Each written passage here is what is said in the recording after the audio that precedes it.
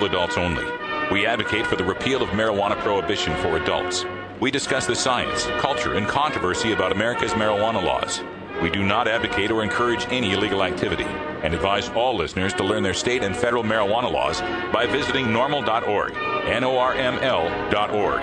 Opinions and claims made by guests and advertisers of NORML Show Live are their own and do not necessarily reflect the philosophy and policies of NORML. Listener discretion is advised.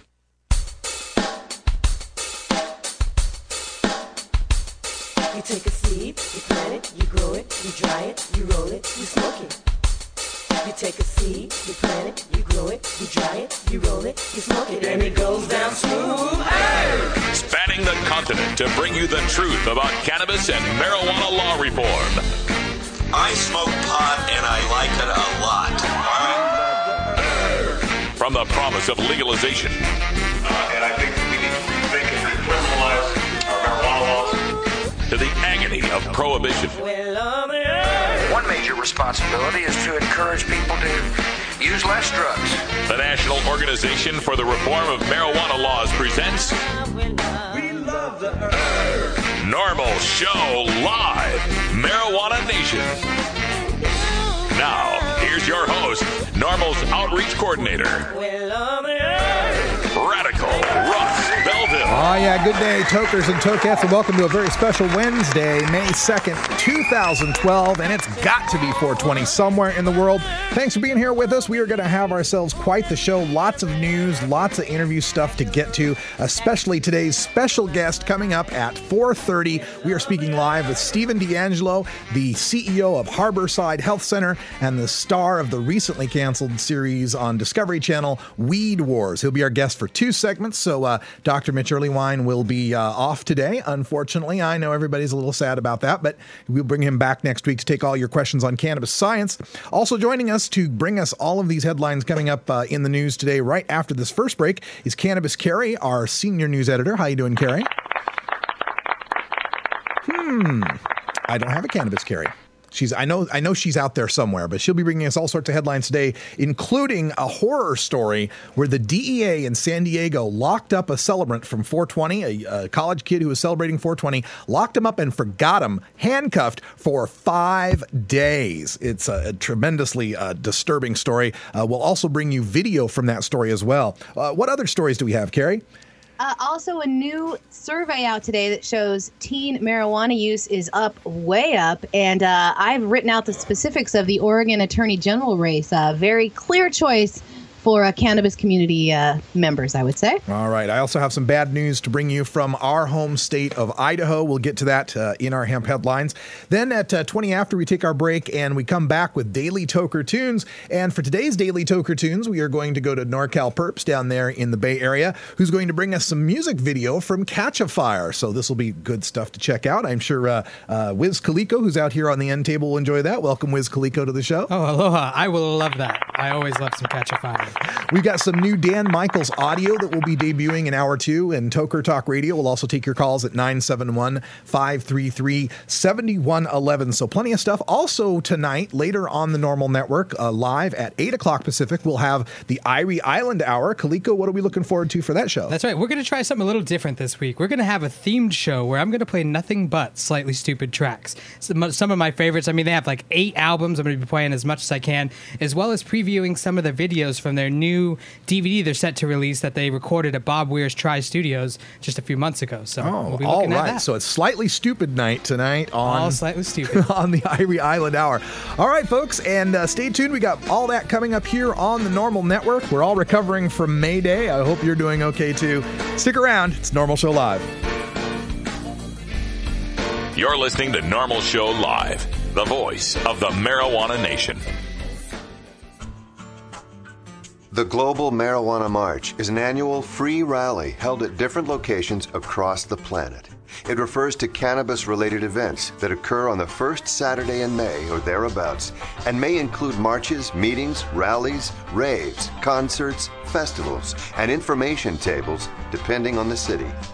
Here in Dallas this year, since the big day falls on Cinco de Mayo, we're calling ours Cinco de Mota, Festival and March.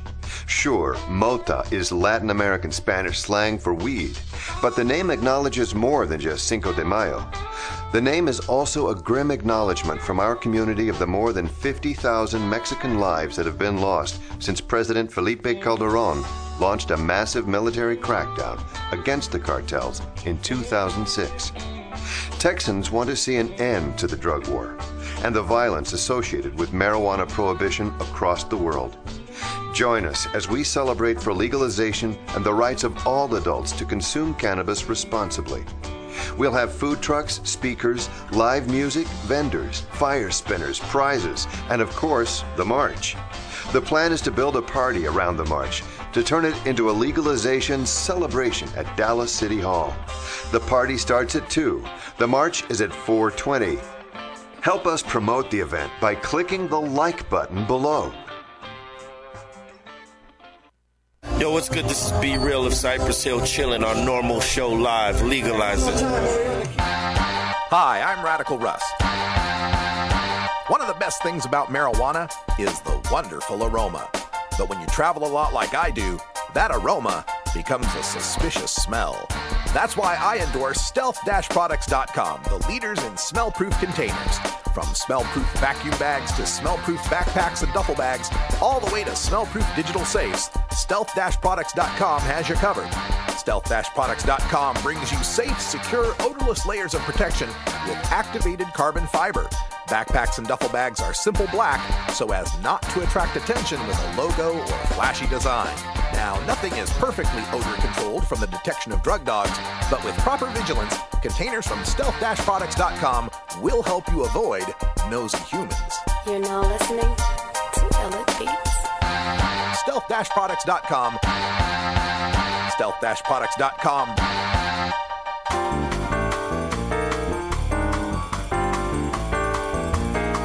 Medical marijuana, industrial hemp, consumer cannabis. It's time for this week's NORML News with Cannabis Carrie. We're going to start today off with a story that has gone viral on the internet that comes from NBC San Diego. A college student that was detained by the DEA after a 420 raid suffered a harrowing ordeal that lasted almost a week. Danny Chong is a 24-year-old college student who said he is forever changed after the incident. DEA officials raided a home on the night of April 20th where they say they found 18,000 ecstasy pills. Chong was there at a 420 party but was not involved. He, along with other people from the party, were brought in for questioning, but Chong was never formally arrested or charged, and agents told him he was free to go. One officer even offered him a ride. Now, the details of how Danny Chong ended up in a cell after that aren't clear. He was locked into a 5 by 10 foot windowless enclosure without any water or a toilet. Although he says he screamed, cried out, and repeatedly kicked the door and the walls as the days passed, no one ever came to check on him. Without any food or water, he was forced to drink his own urine to survive. He reported to NBC that he could hear noises from the agents from inside his cell, but apparently they couldn't hear him. And as the hours stretched on, Chong descended into madness and at one point broke his glasses with his teeth and carved the words, "Sorry, Mom," into his arms. Agents finally found him 5 days later because they heard noises coming from the cell. Danny Chong had begun to eat his glasses and was barely coherent. He was taken to the hospital where he was treated for a perforated lung from the glass he had swallowed, and his kidneys were failing. He spent 3 days in intensive care.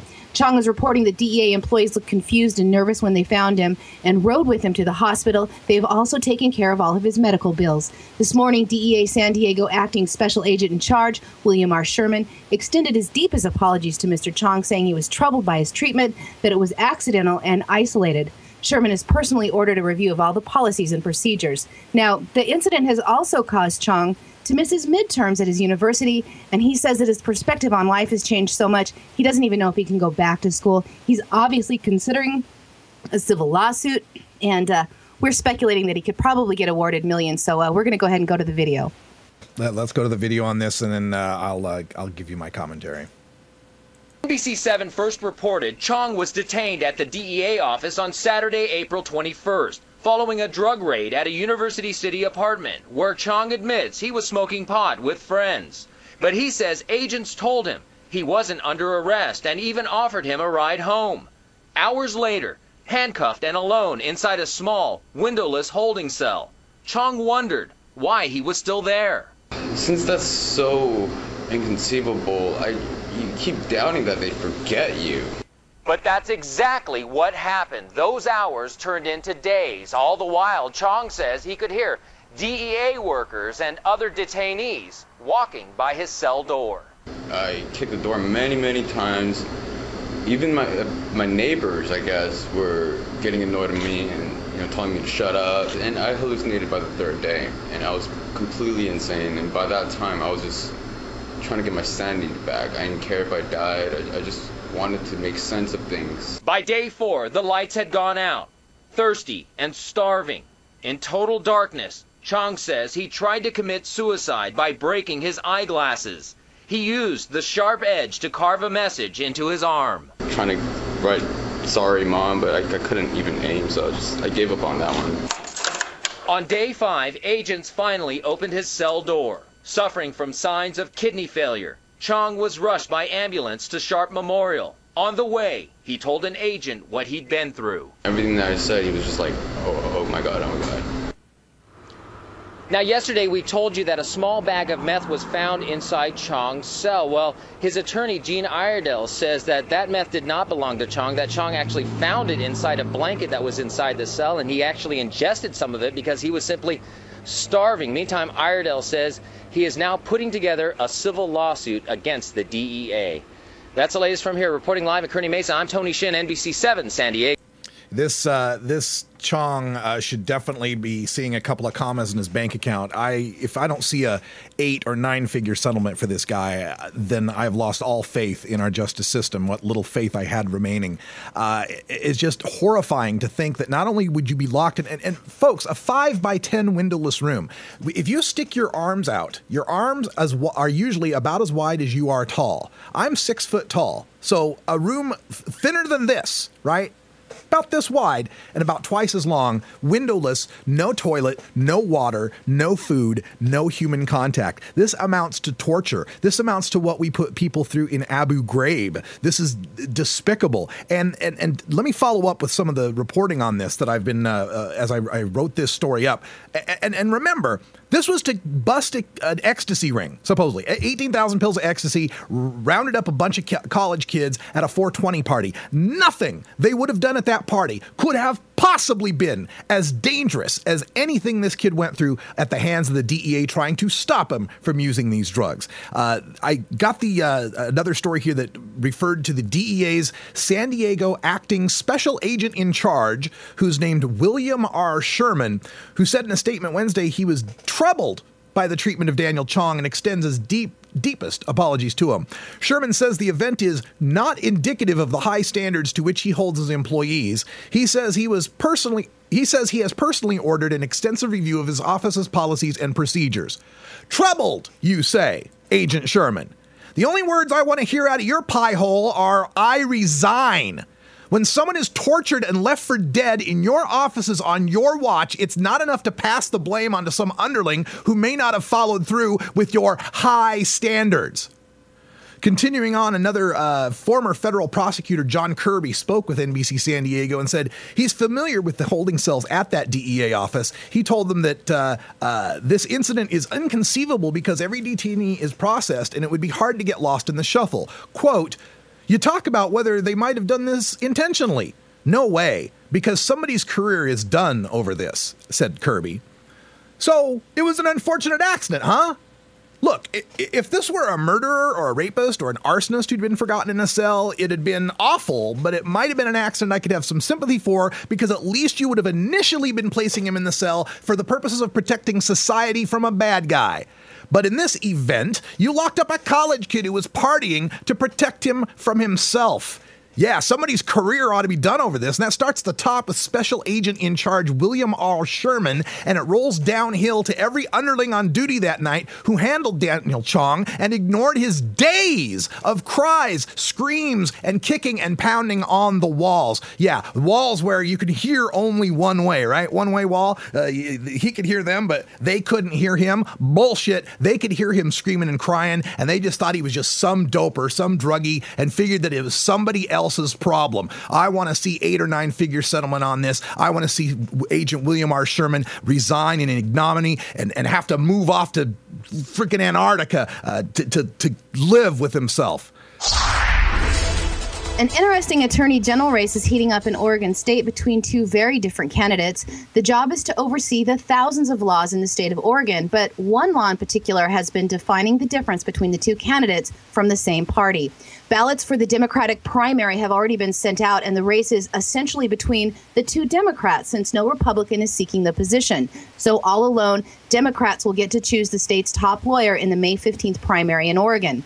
The choice in the race could not be more clear for the cannabis community. Dwight Holton was the U.S. attorney for Oregon and approved raids of marijuana grows that were legal under state law. He has publicly called Oregon's medical marijuana law a train wreck. Bob Wolf, who is the head of the Citizens for Sensible Law Reform, a group that is currently gathering signatures to try and get marijuana legal in the state of Oregon through a ballot initiative that would amend the state constitution, called Dwight Holton's stance on medical marijuana out of step with his own party on the issue. Holton has established himself as a tough-on-crime supporter of law enforcement and has indeed won the endorsements for most of Oregon's sheriff and district attorneys. He has been on record numerous times complaining that Oregon's lax marijuana regulations make it too easy to get a card and give traffickers cover to grow marijuana that ultimately ends up on the black market.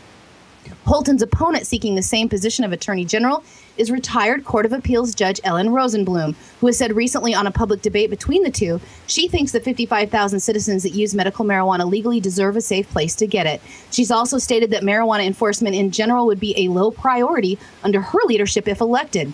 Holton slammed that position, saying that he would, quote, welcome a conversation about how to do this better and how to meet the will of the voters better, but added, I'll gladly enforce the law. Some background on the 2 Democratic candidates. Holton, who is 46, has been a federal prosecutor for the last 15 years, first in Brooklyn, New York, and then transferring to Portland, Oregon in 2004. Holton's father, Linwood Holton, was a Republican governor of Virginia, elected in 1969, and his brother-in-law, Tim Kaine, is a former Democratic governor of Virginia and a chairman of the Democratic National Committee. Rosenblum, who is 61, joined the Oregon Bar in 1975 in Oregon and has painted Holton as an outsider, pointing out that Dwight Holton only joined the Oregon Bar Association just 3 years ago. Now, here at NORML, we can't tell you who to vote for, but larger turnouts usually favor our cause. So I will just encourage you, if you live in the state of Oregon, please mail in your ballots by May 15th. Every single vote counts, especially in this very important race, so please send your ballots in now. I completely agree with Carrie, and I got some more Oregon news for you in Toker Talk Radio in Hour 2. And a new survey result put out by the anti-drug lobbyists, formerly known as the Partnership for a Drug-Free America, now calling themselves the Partnership at drugfree.org, says that teen marijuana use has risen sharply over the last few years. The nonprofit group is best known for their 1980s and 1990s This Is Your Brain on Drugs ad campaign aimed to curb teen drug use. They released a survey today that said 1 in 10 teens said that they smoke marijuana regularly. Now, this is an 80% rise in the past month reported use among teens since the last survey the organization put out in 2008. The Partnership at drugfree.org, along with MetLife Foundation, says that during that same time frame, prescription drug use has dropped slightly, but still remains high. They got the results after polling by anonymous questionnaires 3,322 teenagers in grades 9 through 12.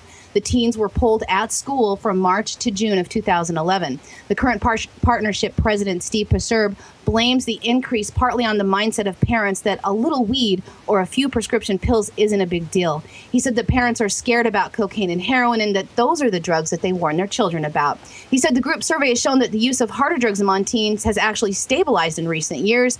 The percentage of teens that smoke marijuana at least once in the last month rose from 19% in 2008 to 27% in 2011, and the percentage of regular users, those that used marijuana at least 20 times in the last month, went from 5% in 2008 to 9% last year, an estimate of 1.5 million teens toking up, according to the partnership. They say that teens who smoke 20 or more times a month are more likely to have substance abuse problems later in life, and they also report that kids in that heavy user group of more than 20 times a month are also twice as likely to use ecstasy, cocaine, and crack.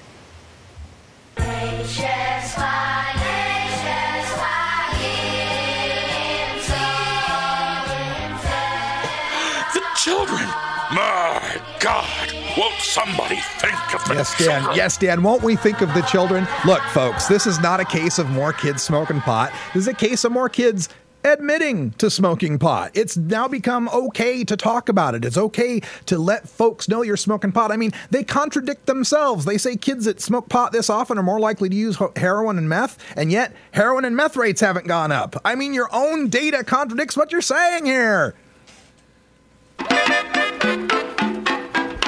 Well, what do you think about a break? We need to get ourselves in the right mood here.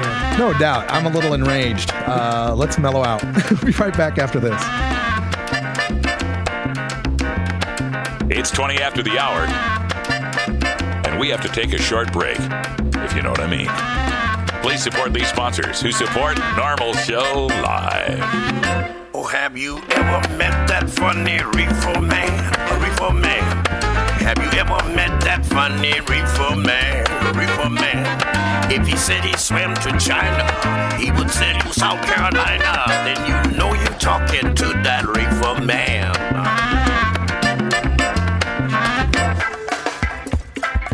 I'm Sub Cool from Team Green Avenger. At TGAgenetics.com, we are working on the leading edge of medical strains. Our strains are rigorously tested for THC, CBD, THCV, and other critical cannabinoids. Know your grow. Check out our genetic diversity at TGAgenetics.com, the home of Jelly Bean, Jack the Ripper, Vortex, and other award-winning cannabis strains. I want the people to know that they still have 2 out of 3 branches of the government working for them, and that ain't bad. Georgia. Hi, this is Willie Nelson. Alcohol prohibition didn't work in the 1920s, and marijuana prohibition isn't working today. It's time we stopped arresting responsible marijuana smokers. It's the fair thing to do. For more information, contact NORML, the National Organization for the Reform of Marijuana Laws. Call toll-free 888-67-NORML or visit their website at norml.org.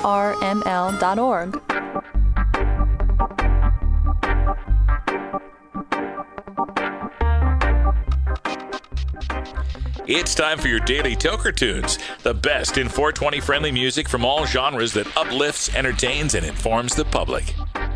Today we get tunes for Irie Wednesday, our celebration of that mellow vibe we find in the best of reggae, ska, calypso, and Latin music. If you'd like to submit your song to be played on NORML Show Live, send it to us at stash@norml.org. Now here's some more great independent marijuana music for today's Daily Toker Tunes. All right, folks, welcome back, and we're getting all the phone lines arranged right here. Coming up in just about 7.5 minutes, we'll be speaking to Stevie D'Angelo, the CEO of Harborside Health Center and the star of the Discovery Channel series Weed Wars. But first, we've got to get to our 20 After tune. It's time for our Irie Wednesday Daily Toker Tune. And for that, we turn also to the Bay Area for Kyle, a.k.a. NorCal Perps. Kyle, how you doing there? Not too bad. How you doing today, Russ? Fantastic. I could use some Irie music. I hope you got something for me. Oh, yeah. We figured it was about time now that we got this nifty new video feature that we featured our friends from New Zealand, Catch a Fire. Oh, we love Catch a Fire. So a little background on them for the people who haven't been listening to the show very often. They were first formed in '97 as a Bob Marley tribute band.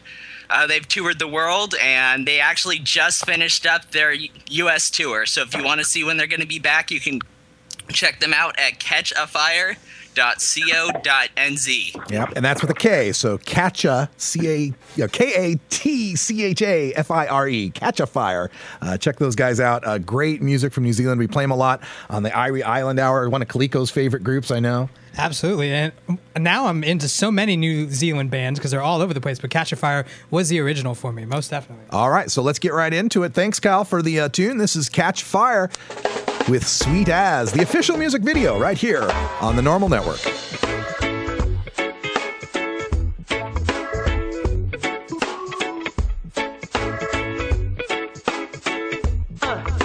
Let's go. Our love gets sweeter every day. You turn my switches on every single way. You got me tripping on your roots, yeah. I've got your love, I fever. You're my only remedy. No matter what the time of day, I'm gonna stop what I'm doing. I've got a tracking edge away.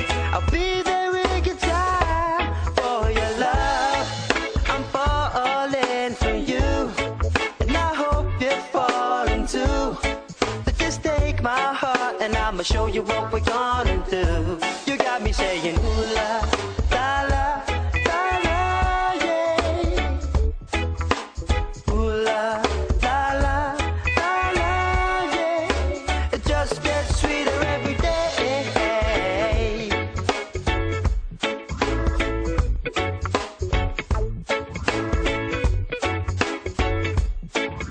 Stay with me. Now there's no need to search and find. Your love could stop my heart. It's like I've been drinking wine. The color of our world soon gonna shine. I'll be a lifetime love, no pressure, take your time. Take your time. No matter what the time of day, I'm gonna stop what I'm doing.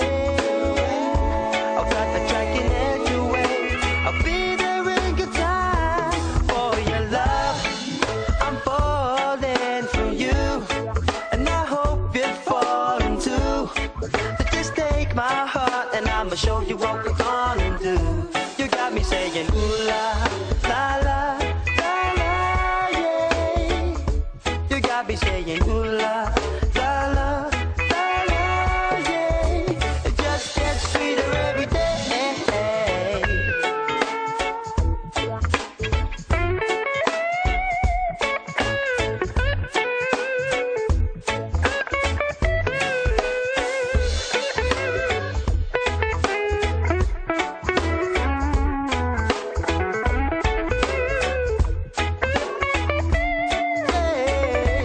On your love, I'm falling for you, and I hope you're falling too. So just take my heart, and I'ma show you what we're gonna do. You got me saying ooh la, la la, la la, yeah.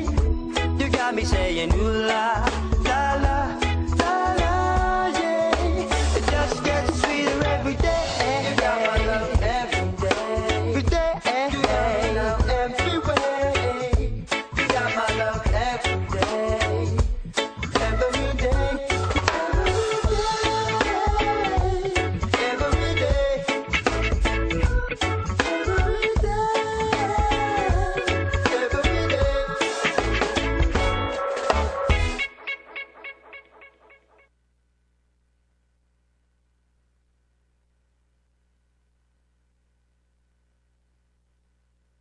Have you ever wondered how to make the best tasting and most potent pot brownies possible? Do you consistently seek out recipes that will elevate your marijuana-infused cuisine to the highest levels imaginable? Then it's time to pick up a copy of the official High Times Cannabis Cookbook, published by the world's most trusted name when it comes to getting stoned. Packed tight with more than 50 recipes for irie appetizers, munchy meals, high holidays, stoner sweets, and cannabis cocktails, along with expert advice that demystifies the experience of infusing marijuana into butter, alcohol, and various oils. This book will get you cooking with grass in no time, with special treats inspired by Willie Nelson, Snoop Dogg, and Cheech and Chong, plus all the info you need to stay safe when making and consuming edibles. You will truly learn how to bake a ganja cake and eat it too. So look for the official High Times Cannabis Cookbook wherever finer books. Legalization, decriminalization, lowest law enforcement priority, medical marijuana, ganja sacrament, consumer cannabis, industrial hemp. The world of marijuana law reform involves many different aspects of cannabis that interact nearly every public policy discussion in America, including healthcare, the economy, global climate change, law enforcement in prisons, immigration, religion, free speech, energy policy, and war. Now, we take a look at how re-legalizing marijuana will change the world in our NORML Show Live Cannabis Conversations. All right, welcome back, folks, for a very special interview. I'm so happy to have our next guest here. He's one of the longest and most dedicated cannabis activists out there. You know all about his work on the Weed Wars series on Discovery Channel. Of course, he's the CEO of Harborside Health Center, the world's largest and I would say most professionally run dispensary like I said, in the world. It's Steve D'Angelo. And Steve, welcome to the show. Russ, I'm so happy to be here. I hope you're doing well. I'm doing fantastic. It's great to have you on the show, and I want to get to business first. Of course, we've been covering your story and the federal government's overall crackdown on medical marijuana in the Golden State and other places in the United States, and their use of tactics that, unlike the Bush administration, which would come in and just with guns ablazing and big old stanchions and so on, would come in and try to just take over a place. We instead have tactics that are trying to use tax laws here. And in this case, the tax law is this IRS 280E code, a code that was originally invented to go after crack kingpins and cocaine lords in Miami in the 80s, now being used against legitimate Prop 215 authorized dispensaries such as yours. And I know that you're a part of trying to educate people about this. There's a big seminar coming up this weekend, and I just want to give you the chance right off the bat to tell everybody all about it. Sure. I'm going to be in Los Angeles this weekend, and the big event is on Saturday, May the 5th, 1 p.m. to 6 p.m. at the W Hotel on Hollywood Boulevard. Myself, Henry Wykowski, who is the leading attorney on 280E subjects, and Hank Levy, the leading CPA, will be presenting strategies for medical cannabis businesses and the professionals who are advising them to most effectively defend themselves against this attack from the IRS that you described. So for folks that might not have the business acumen to understand what all this 280E stuff is about, tell them how that affects you as a business and why it makes it kind of impossible to be a legitimate business if this is put into effect. Yeah, what the IRS is doing is trying to tax us out of existence. They're not trying to tax us. They're applying standards to medical cannabis businesses that don't apply to anybody else. And basically what they're trying to do is tax us on our gross revenue rather than on our net profit. And what that means is that the amount of tax that we would owe the government is more than we would have left over to be able to pay them with, and we would be taxed out of existence. Mm-hmm. Yeah, and like we said, it was something that was meant to go after. These are like RICO statutes. It was like something that was meant to go after drug kingpins. It wasn't meant to go after, medical marijuana as we know it. Let's give them. Is there a website where people can get more information to attend this seminar on May 5th in LA? Yeah, that would be 280ereform.org. 280ereform.org is the website. You can learn more about it. One more time, 280ereform.org.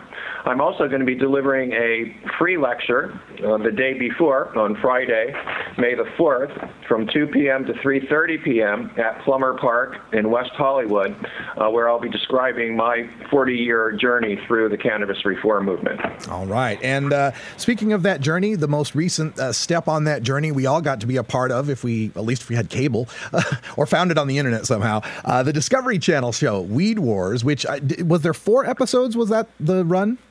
Yeah, there were 4 one-hour episodes, Russ. And we're just wondering, because, we reported on the fact that they didn't renew the series, and it kind of perplexed me, and I was wondering if Discovery Channel ever told you why.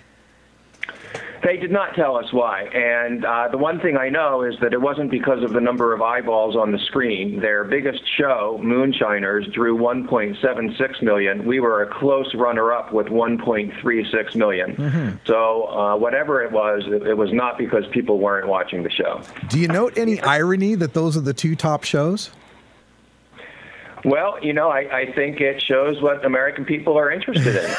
There we go. Entrepreneurial spirit, I suppose. All right, let's get to a little bit of controversy, because on the Weed Wars show and leading up to its promotions on both the right, on the Fox News channel, and on the left on the MSNBC News channel, you and your brother Andrew were quoted as saying some things about recreational use, and more specifically that you didn't support the legalization of marijuana for recreational purposes, or cannabis, I believe you probably said. I just want to give you the chance to explain that statement and the reactions to it and how you feel about it.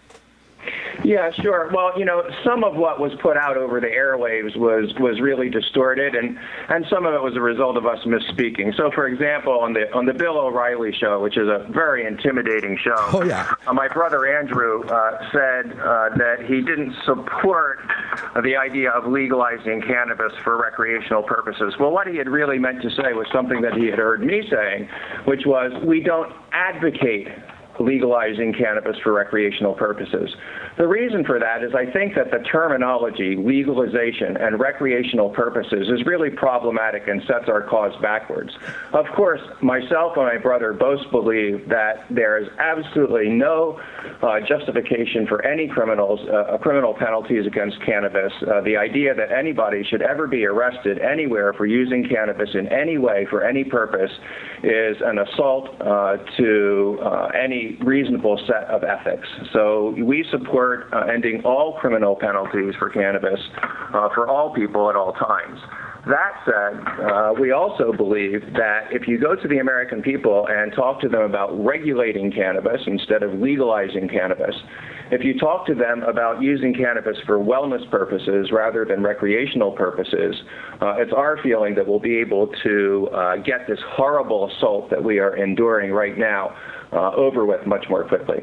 Okay, so in these remarks, the way they were taken by many who've written in the cannabis community and myself as being kind of a distancing from trying to get Harborside distanced from the legalization movement so as to assuage the fears of or the coloring of the case that might come up with 280E. Any comment on that? Yeah, I don't take my political positions because they're going to deliver a certain economic return to me. I articulate the political positions that I believe in because I've had 40 years of experience in this movement, and I think I've developed a good idea of what works and what doesn't. And what I saw was that in the early years of this movement, when I first came in, our use of the term recreational cannabis allowed the Reagan administration in the 1980s and the Bush administration after that to really demonize cannabis and say that what we are advocating was a hedonistic society where people would be sitting around and getting stoned all day. And they built up this specter, this idea that, school buses were going to crash and planes were going to fall out of the sky and our GNP was going to go down. And it was all because people were going to be sitting around smoking pot all day. So our challenge as a movement, they were very effective with that, right? They managed to undo years of progress that we made in the 1970s. And from basically, 1980s until 1996, you saw very little forward motion in the movement. And I think it's because they were very effectively able to paint this specter of a stoned nation. So, for somebody who uses cannabis on a daily basis and believes that there's nothing wrong with that, I found the need to find a way of explaining that, right? I'm not sitting around just getting high and getting blotto every day. Yeah, I use cannabis every day, but I'm using it for wellness purposes. It may be to relax. It may be to deal with a pain issue I have or get a better night's sleep or just to enjoy listening to a piece of music or making love. But for me, all of those are legitimate wellness uses. And I think that when we explain, exactly how and why we use cannabis, how it benefits us, what it brings to our lives, that people who haven't had experience with cannabis are much more likely to accept it and embrace it.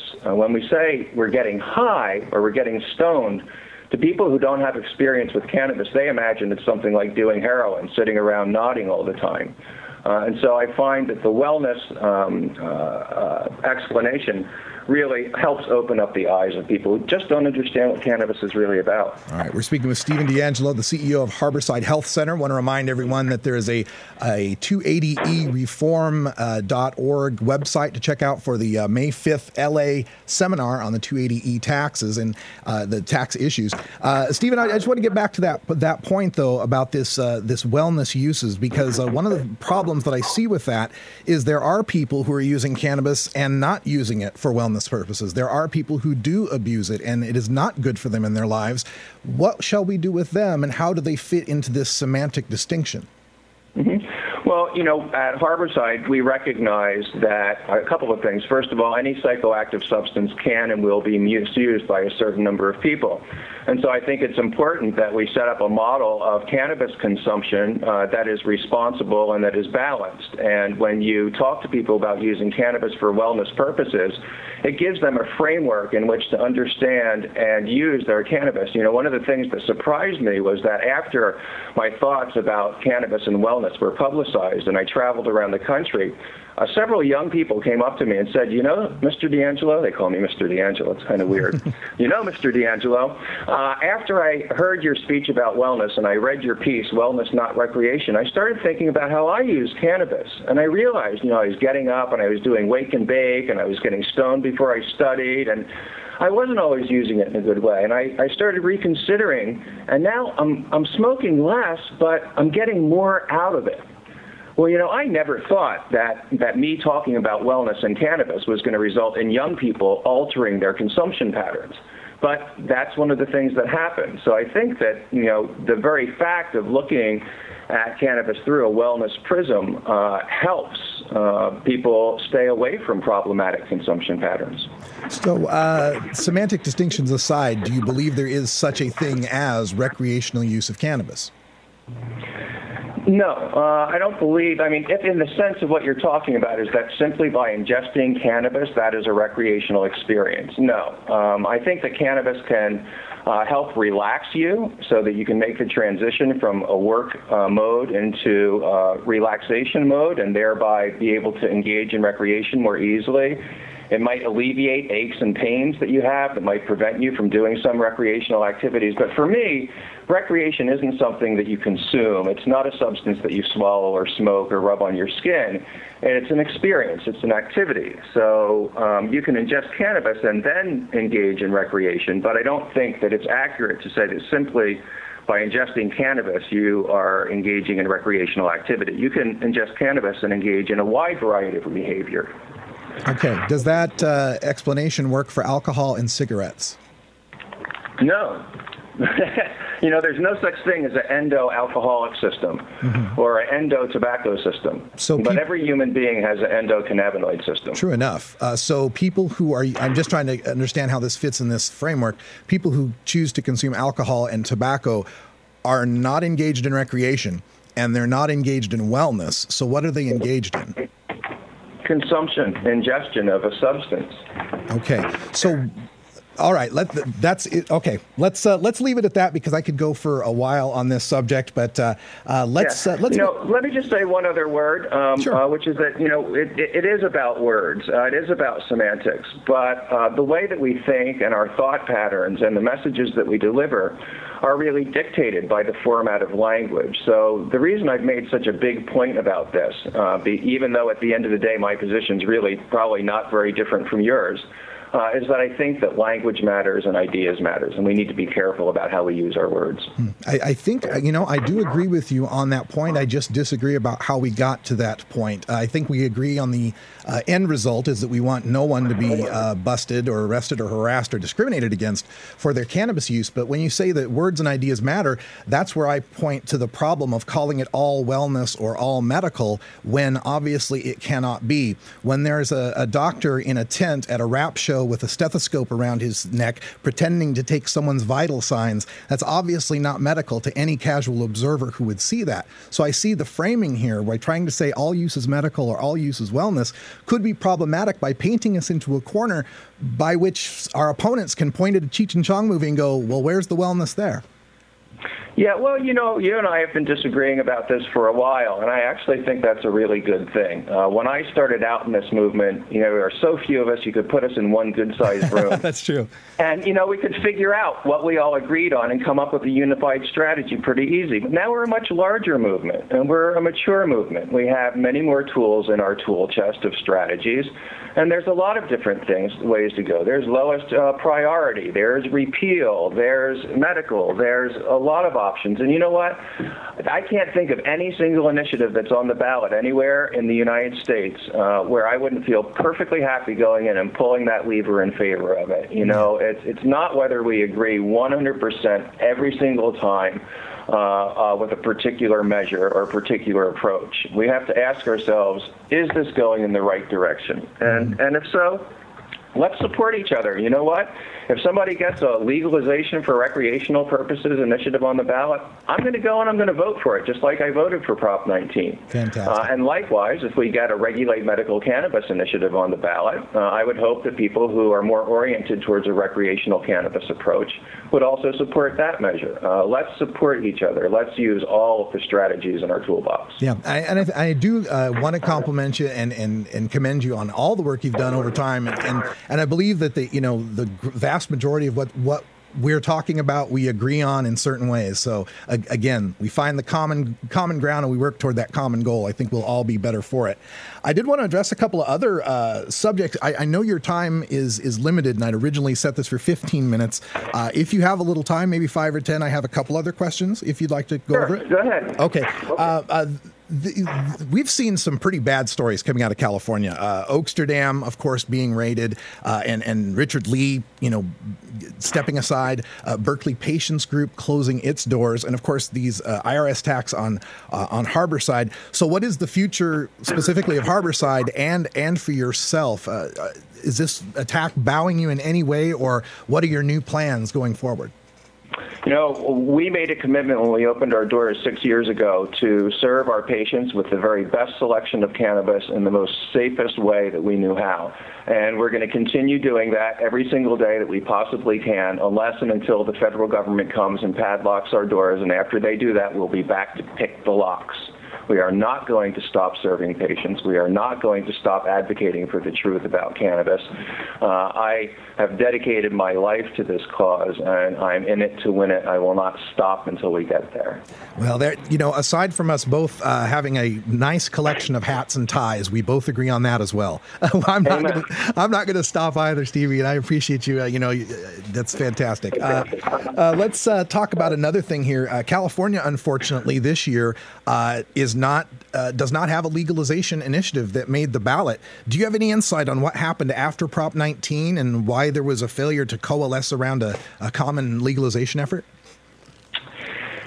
I think that there were a lot of different approaches. I'm not convinced that any of those approaches would have been successful, even if everybody had gotten behind them simply for reasons of money. California is a very, very difficult state to launch an initiative, and any initiative on any subject needs somewhere between $10 and $20 million to effectively compete at the ballot box. That is the only way that we won Prop 215, was by getting very significant large donors to come in with money and help make it happen. None of those donors were willing to consider any measure in California whatsoever of any type. And I think that was the real reason that you didn't see an initiative on the ballot in California, because none of the large donors were willing to put the money there. Instead, they've put money into smaller states where a smaller investment of money has a higher likelihood of success, places like Arizona and Washington State. Sure. And looking back to when the DEA locked up Mark Emery, one of the statements that came out said, well, there's one less pot of money for the legalization movement. Do you think that's a political motivation behind going after Oakster Dam and BPG and Harborside? Oh, no doubt.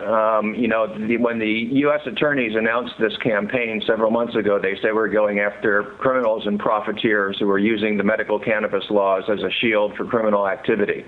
In fact, if you look at the victims of their attack, it reads like an honor roll of the medical cannabis industry. Yeah. People like Matt Cohen and Lynette Shaw and Berkeley Patients Group. It's just an outrage. They are clearly targeting the most legitimate and outspoken advocates of medical cannabis. Yeah, you'd think if they wanted to show that medical cannabis were such a bad thing, they'd go after the ramshackle, set up shop that, would be the worst example to try to make us look bad. No, they go after the ones that make us look good. The ones that have the nice storefronts and check IDs and have security of all the transactions and all that. It's just maddening.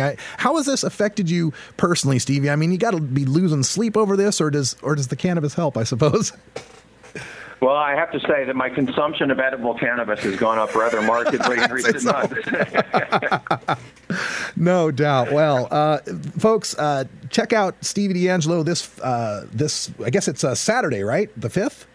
Yeah, well, this Friday at Plummer Park, 2 p.m., and this Saturday, 1 p.m. at the W Hotel. Yeah, the 280E seminar, which is very important. We got to get, our strategy together on dealing with these tax laws, because this is how they want to play ball. They don't want to have the big photo op raid where there's going to be 100 or 200 people showing up to protest and guys in wheelchairs getting pushed over. That's bad PR on the TV. They want to take it in these boring IRS tax courts and behind the scenes landlord letters, sneaky, despicable ways to try to undermine medical marijuana, but they're not going to succeed because folks like Steve D'Angelo's out there working hard to keep this thing going. And Steve, thank you so much for being on the show. I appreciate you being here, and I look forward to seeing you next time.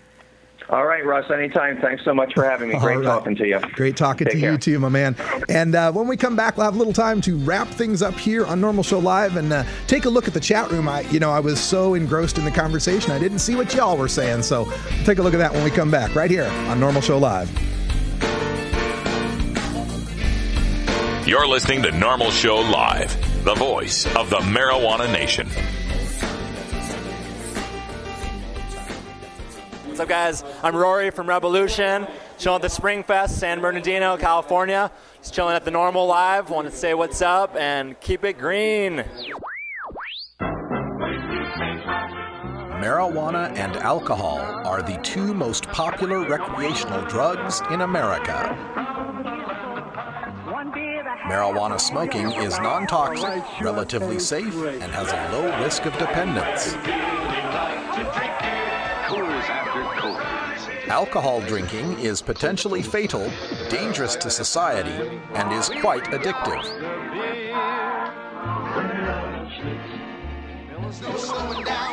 Marijuana is safer, so why are we driving people to drink?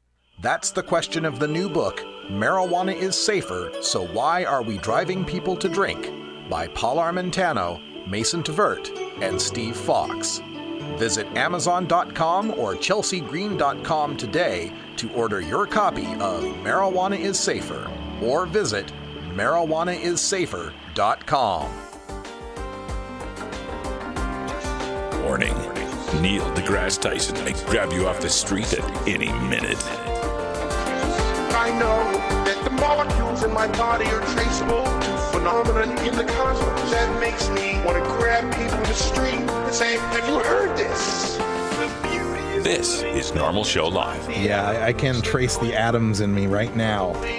Welcome back to Normal Show Live here, hanging out with Wiz Khalifa over on Mic 2. How you doing? Aloha, doing quite well, man. That was a great interview. Yeah, I'll bring Cannabis Carrie and Kyle are also out there. I don't know. I wasn't on the chat room. I'm going to have to take a look and see what folks were saying, but maybe you can catch me up, Carrie?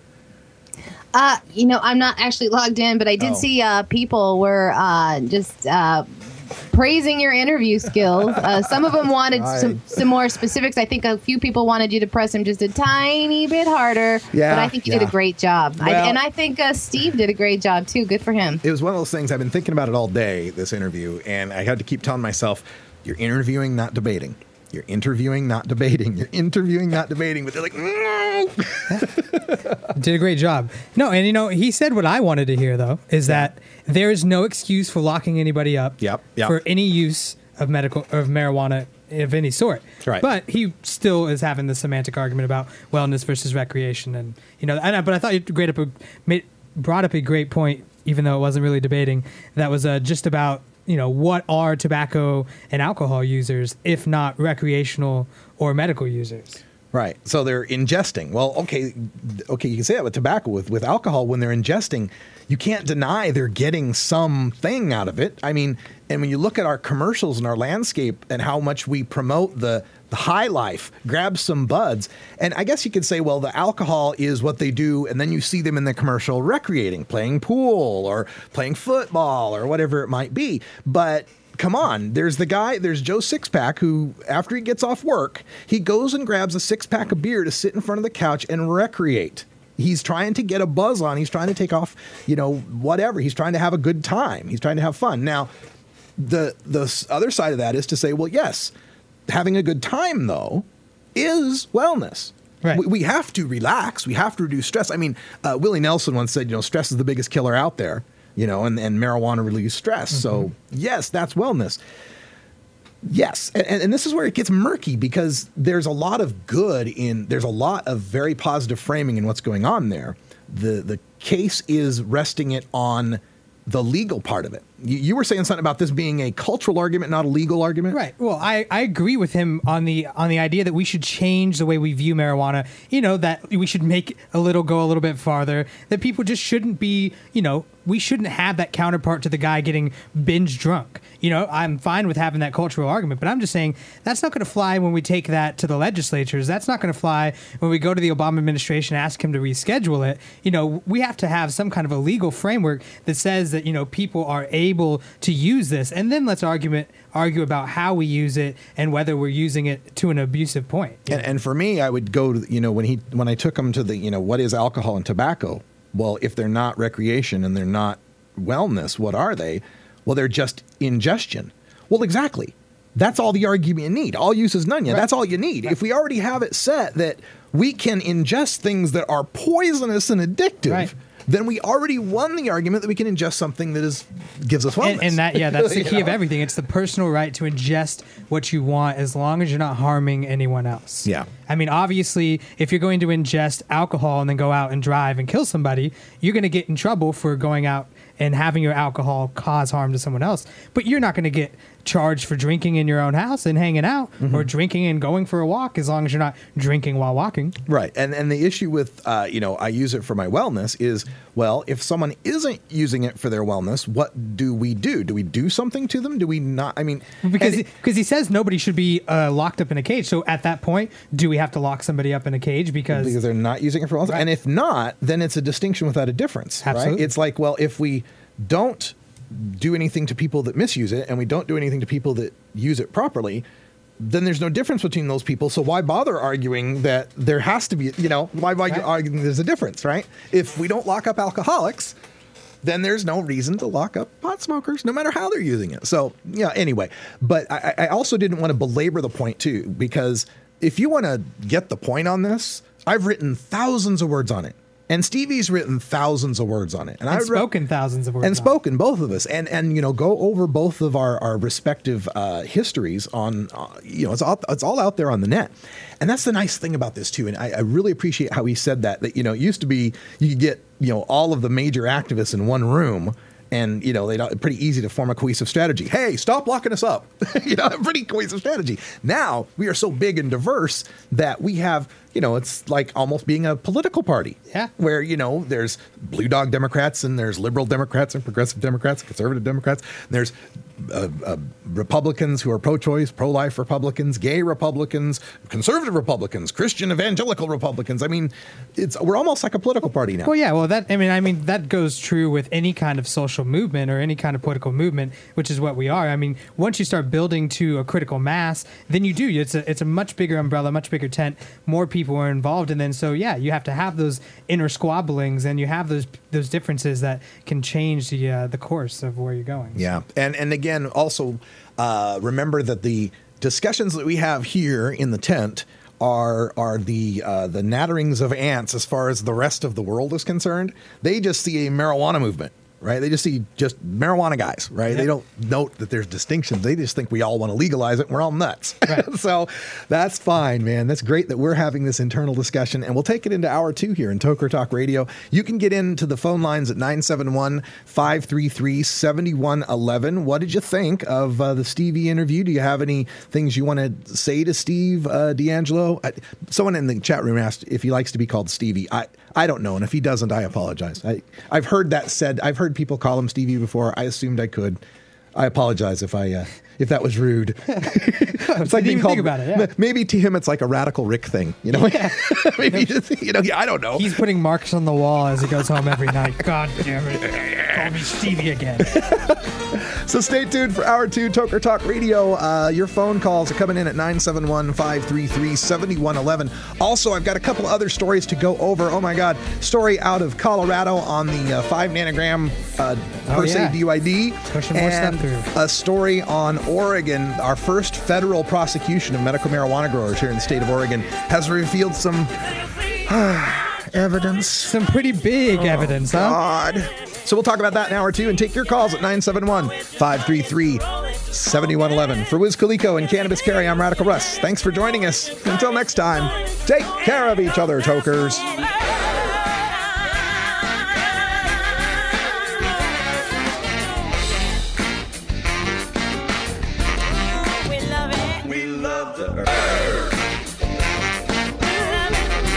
This is NORML Show Live, the voice of the Marijuana Nation. Take it on one more time. You take a seed, you plant it, you grow it, you dry it, you roll it, you smoke it. You take a seed, you plant it, you grow it, you dry it, you roll it, you smoke it. You take a seed, you plant it, you grow it, you dry it, you roll it, you smoke it, and it goes down smooth. You're listening to the NORML Network.